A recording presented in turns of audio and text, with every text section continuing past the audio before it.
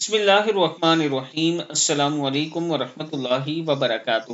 رمضان المبارک میں اولیاء کرام کا یہ وظیفہ ہوتا ہے۔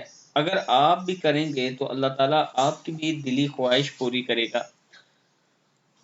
ہر سحری اور ہر افطاری میں آپ 41 مرتبہ یہ آیت مبارک بسم اللہ الرحمن الرحیم بیدک الخیر انک علی کل شیء قدیر پڑھیں۔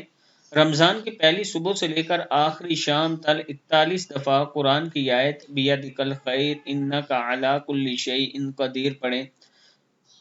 اس کا مطلب ہے یا اللہ ساری بلائیاں تیرے ہی ہاتھ میں ہیں، بے شک تو سب کچھ کر سکتا ہے۔ اول آخر ایک مرتبہ درود شریف ضرور پڑھیں۔ ہر سحری اور افطاری میں جو شخص اس کے معنی اور اللہ کی طاقت کا تصور کر کے اسے پڑھے گا، اسے اللہ تعالیٰ ازل سے ابد تک کی نعمتیں اور ہر دلی خواہش اس کی اللہ تعالیٰ پوری فرمائے گا اور ہر خیر کی طرف اس کو لے جائے گا، یعنی اسے خیر ملے گی۔